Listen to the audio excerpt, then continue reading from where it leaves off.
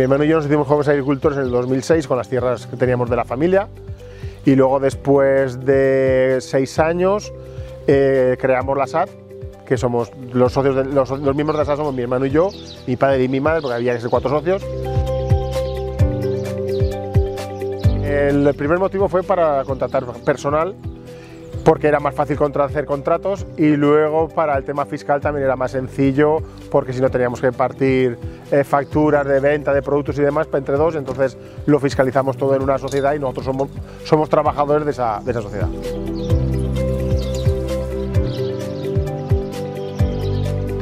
Los primeros pasos de la SAD simplemente íbamos a trabajar mi hermano y yo, estábamos dos de alta,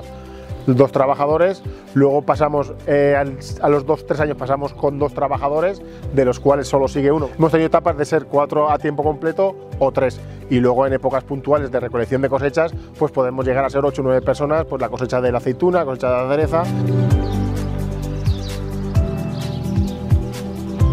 Bueno, pues nosotros empezamos cuando creamos la SAD con 12 hectáreas de terreno familiar y hacíamos un poco de trabajo a terceros. Y luego a poco pues hemos ido haciéndonos con más terrenos, arrendando parcelas, y en la actualidad estamos entre 45 y 50 hectáreas en propiedad o arrendadas, que la cosecha es 100% para la SAD.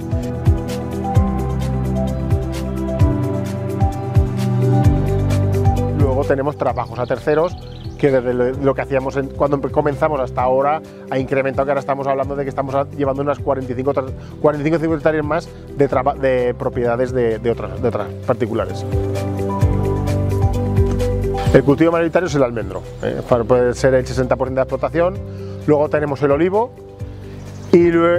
esos son los 2 principales, y luego también hacemos cosas con nogal, cerezo y un poco de hortaliza de verano.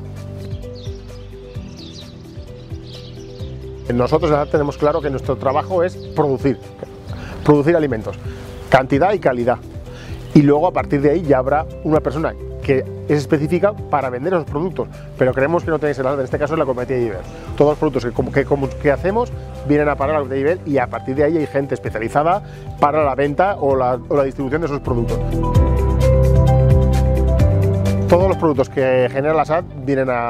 a parar a la cooperativa, y la cooperativa se encarga de comercializar. Y es más, todos los productos de las personas a terceros, que trabajamos a terceros, de esas parcelas, de esas superficies son de otras personas, que le hacemos íntegro todo el cultivo, también vienen toda la producción llega a la cooperativa. Sabes que todos los productos que entren por la puerta de la cooperativa te los van a liquidar. Siempre a un precio justo, porque es lo que se busca. Pues en el caso de los frutos secos de la almendra, el 100% de la producción que recoge de los socios de la cooperativa va a Unió de Reus, que es la segunda cooperativa más grande de frutos secos de España, y ellos ya rompen la almendra, la tuestan o la tienen que mandar.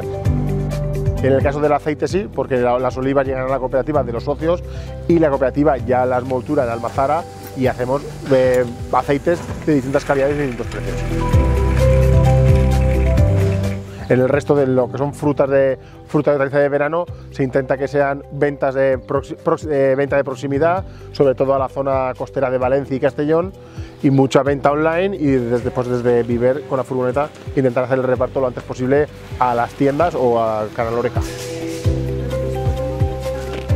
Cada vez creo que va a ser más relevante el llevar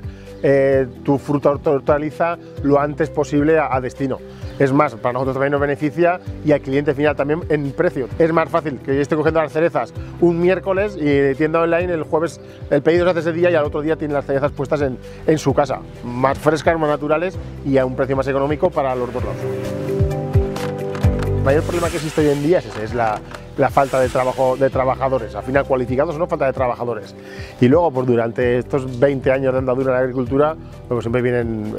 desavenencias climáticas, sobre todo una helada que te puede dejar sin una almendra o sin una cereza, pero vamos, que todos los problemas que vienen de la agricultura se pueden solucionar con trabajo y sobre todo que uno no pierde la ilusión, porque al final todo sale y todo acaba yendo bien.